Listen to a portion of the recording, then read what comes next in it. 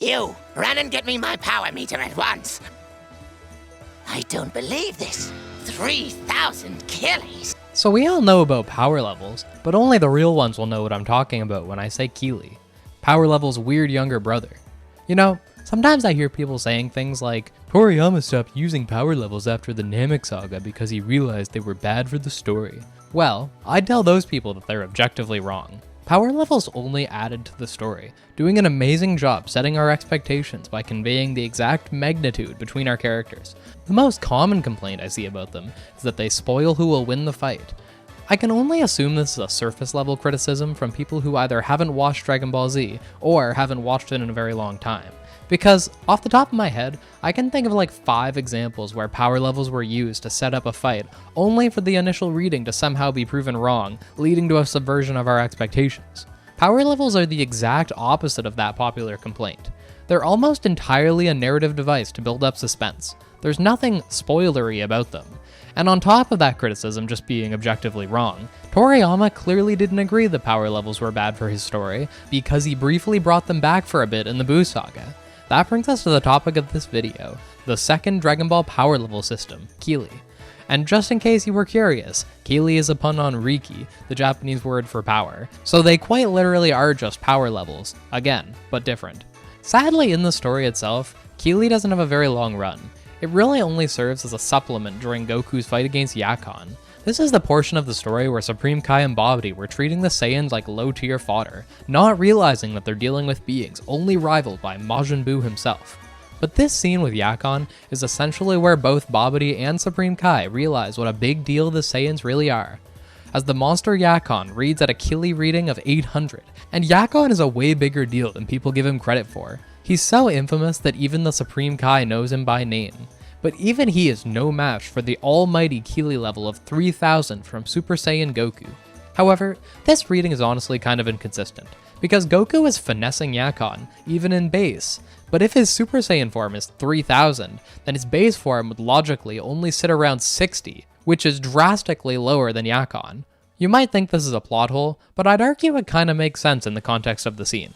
Goku doesn't go Super Saiyan to power up, he only does it to light up the room. So under that assumption, Goku is still heavily suppressed when his Kili level was red. So how strong is Goku really? Well, Yakon was strong enough that he caught Goku off guard, slashing his gi. That makes me think Yakon is somewhat close to Goku's level, while still a bit weaker. So I'd put base Goku's true Kili reading at around 1000. Sadly though, that's the end of Kili. The Kili reading device ends up getting destroyed along with Babidi's ship. But let's take a look at the rest of the series and theorize on what other characters' Kili levels might have been. And while we're at it, we'll talk about how strong one Kili is in relation to Frieza Force power levels. Starting with Goku, if Goku's Kili reading was really 1000 in base, then he would actually reach 50,000 if he went all out in Super Saiyan. That might seem kinda high, but if we look at the original scene, while Dabura acknowledges that a Kili level of 3000 is impressive, he doesn't look even the slightest bit worried. Then, when he goes out himself, he expects them to fight him 4v1, but is still confident he can win, so it can easily be assumed that Dabura's own level is drastically above 3000 as well. So, if Goku's Super Saiyan level is 50,000, then going by the popular Super Saiyan 2 multiplier of 2 times, Goku reaches 100,000 Kili, and Super Saiyan 3 would reach 400,000. But going back a bit, we need to get into some classic Buu saga power scaling here. How does Dabura actually compare to Goku? Well, we reach the ever mysterious question of if Gohan was using Super Saiyan 1 or 2 against Dabura. All logic would suggest he's using Super Saiyan 2, but he's drawn with a Super Saiyan 1 aura during their fight. Regardless, I lean towards it being an art mistake, cause like, why would Gohan be holding back here? So how does Gohan stack up against Goku? Well, thanks to Vegeta, we know Goku is stronger than Gohan was during the Cell games, but Gohan has actually gotten weaker over the last 7 years. By how much? Well, I actually don't think it's very much, because while Vegeta implies Gohan is weaker, he's seemingly not 100% sure if he's currently stronger than Gohan. Hey, hold on, put down your pitchforks, because based on how Vegeta reacts once Gohan's fight with Dabura actually starts, it does seem like Vegeta is stronger than current Gohan. Vegeta himself being enough below Goku that he sells himself into slavery just for a power boost. So based on that, let's say Vegeta sits at around 10% below Goku for 900 Kili, and Gohan is closer to 800. That would put Super Saiyan 2 Vegeta at 90,000 Kili and Gohan's full power at 80,000, with Dabura seemingly being evenly matched with Gohan at 80,000.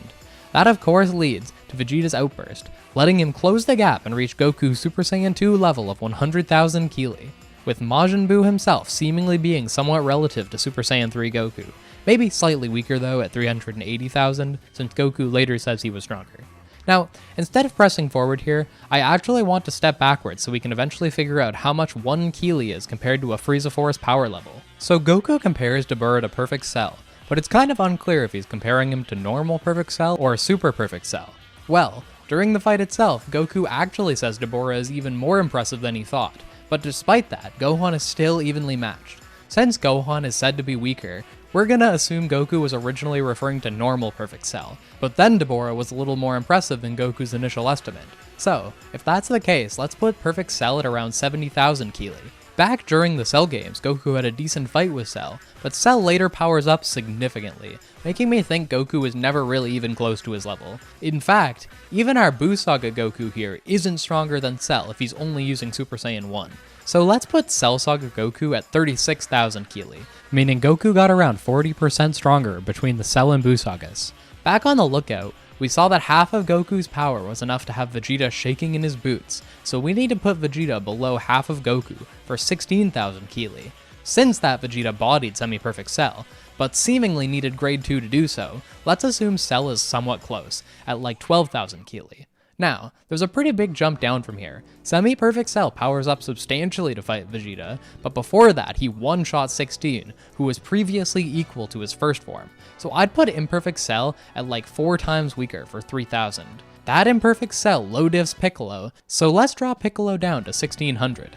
That Piccolo was equal to 17, and 18 is slightly weaker, so we can put 18 at 1500, and we know in terms of raw power, pre-time chamber training Vegeta was equal to 18. Due to Piccolo's statement, that Vegeta is probably slightly above Goku at the time, putting pre-time chamber Goku at like 1400. So now, we just need to figure out how much stronger Goku got during the 3-year time skip. I've always kind of felt like Goku kind of hit a plateau during this time skip, since both Vegeta caught up to him, and Trunks seems to still be relative to Goku, even after all of Goku's training. I think a large reason for this is because Goku was so much stronger than the others after Namek that he had no good training partners to push himself against, while Piccolo got insane gains over the time skip due to training with Goku.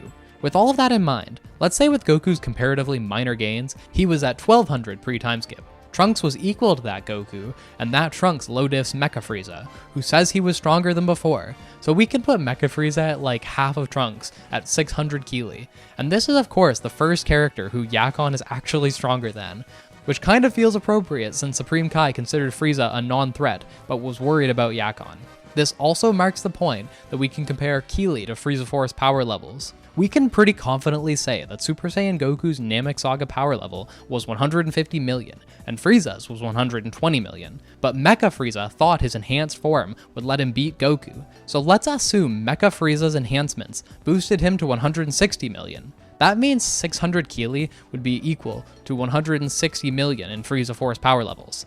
After some calculations, we reached the conclusion that 1 Kili is equal to a power level of 267,000, or, to be more clear, Frieza's first form power level of 530,000 would be read as 2 Kili. So after all of that, if my own Kili rating was equal to my subscriber count, I'd currently fit between Cell Games Goku and Vegeta. It'd be pretty cool if I was able to surpass Goku as well though, so any support is appreciated. Now, I could end things off there, but there's still some things I want to talk about, so let's keep going through the Buu Saga. As a reminder, Majin Vegeta was at 100,000 and Super Saiyan 3 Goku was at 400,000. Buu eventually turns into Super Buu, and while Goku said he was stronger than the Fat Buu, he goes on to say that he doesn't stand a chance against Super Buu. So with that in mind, let's give Super Buu a level of 500,000 Kili. He then fights Gotenks in the time chamber, but it's only after they get out that we see them fight seriously, and it appears that Gotenks has the slight edge over Buu, so 550,000. But he falls out of Super Saiyan 3 before he can secure the W, meaning Gohan has to bail them out. Unlike Gotenks though, who seem to have a slight edge, Gohan absolutely bodies Buu, to the point that Buu has to use his last resort, absorbing Gotenks and Piccolo to boost himself. I actually think people generally underestimate Gohan here, While Super Buu is clearly dominating this fight, Gohan doesn't really get low-diffed. He hangs in there for quite a long time, to the point that Buu only had like 9 minutes left in his fusion. And since Dende heals Gohan, I actually think that if the fight continued, Buu would lose the fusion power before taking Gohan down. That's why Buu just resorts to blowing up the planet at the end here, because he knew he couldn't beat Gohan a second time fast enough. So as Super Buu added Gotenks to his own power, he reaches 1,050,000. Then I think Gohan can be at like 850,000. Luckily, Goku arrives to interrupt Buu's planet-busting attack, and in response to the fusion running out, Buu replaces Gotenks with Gohan himself, combining his power with Gohan's to reach 1,350,000.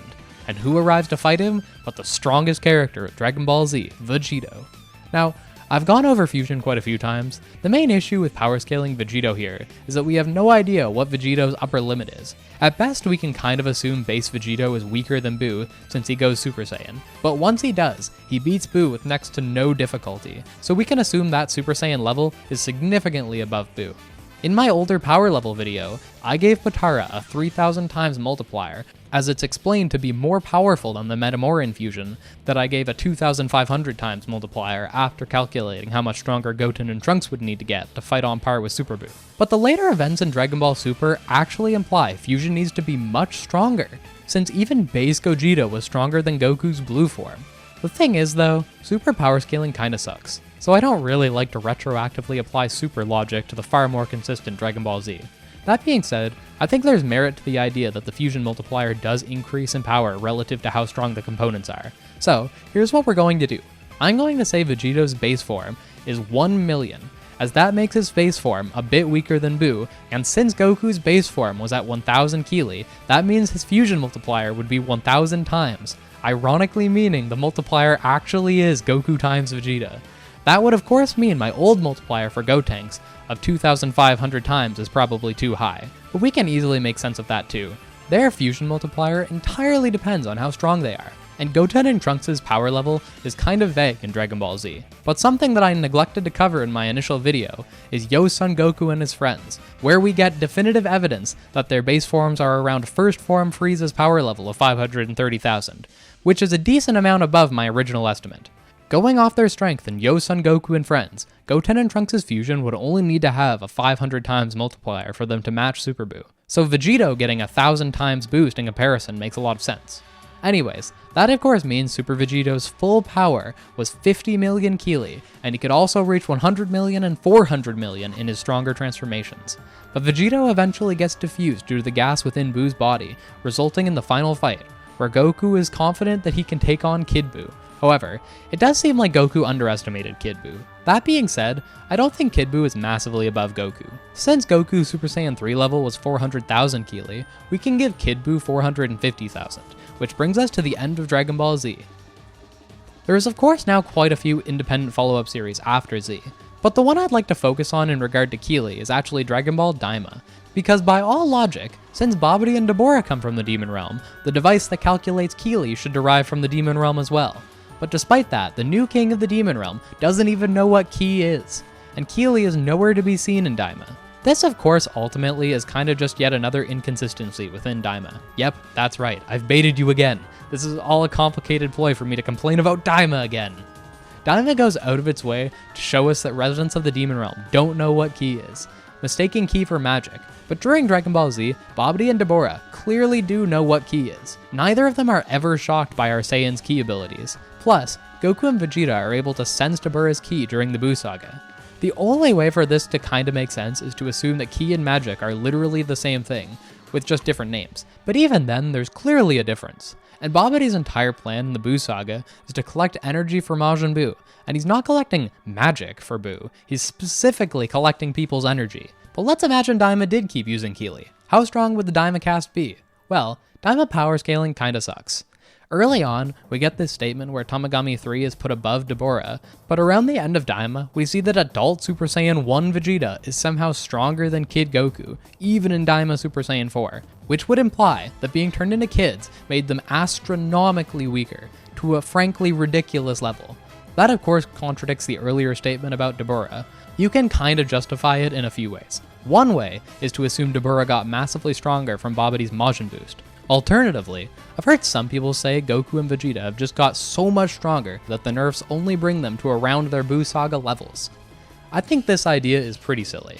It's only been around a year since the Buu Saga, and during the last time skip, Goku didn't even get 2 times stronger over 7 years, so there's no way that Goku has gotten like 100 times stronger over a single year, especially without some kind of special training. It's just ridiculous. So I generally prefer the idea that Dabura just got a massive buff from the Majin mark, but obviously the real answer is just bad writing. But yeah, because of all of that, I think the Daima nerf was a 100 times debuff, meaning Daima Goku's Kili level would only be like 11 after a year of training, or 4,400 in Super Saiyan 3. This is kinda weird, because Kid Goku is still pretty strong compared to the general Demon Realm residents. Like Warrior Namekians only had a Frieza Force power level of 3,000, meaning they're not even close to having a single Kili. I guess you could argue that since Dabura's Kili rating was probably around 800, that Kili only exists to rate the levels of stronger beings. Anyone below 1 Kili is just considered irrelevant. Anyways, going off Goku, we can say Tamagami 3 probably has 900 Kili. And since Tamagami 2 seemed to perform better against Vegeta than 3 did against Goku, we can put 2 at 1100 pre-boost, then at 1500 after Neva boosted him. And I'd put Tama 1 at 1400, with Do being stronger. Do is weird though, seemingly needing constant sugar to fuel him. At the low end, he's weaker than Tamagami 1, rivaling Super Saiyan 1 Goku at 550. But after eating the big cookie, he briefly reaches a similar level to Super Saiyan 3 Goku in the 4000s. But generally, with a reasonable amount of sugar, he can probably maintain a level of like 2000. And finally, since Daima 4 doesn't seem that strong, I like to give it a 10 times boost above Super Saiyan 3, since it's clearly somewhat related to the Ozaru, putting Daima Super Saiyan 4 Kid Goku at 44,000, or 4.4 million once his adult body is restored. And Goma's level is just the words plot convenience. It's honestly kind of sad that Daima didn't include Kili. Not only would it have been a good callback to the Buu Saga, but its inclusion might have forced the Daima writers to actually keep the story somewhat consistent. I feel like they keep things vague so people can't point it out when they contradict themselves, but ultimately, it's that lack of commitment that makes it so easy for them to accidentally make the massive mistakes that they were hoping to avoid. Kili also came up briefly in the original Demon Realm before Daima retconned everything, so think about that, I guess. Anyways, I hope you have a great day, and I'll see you next time.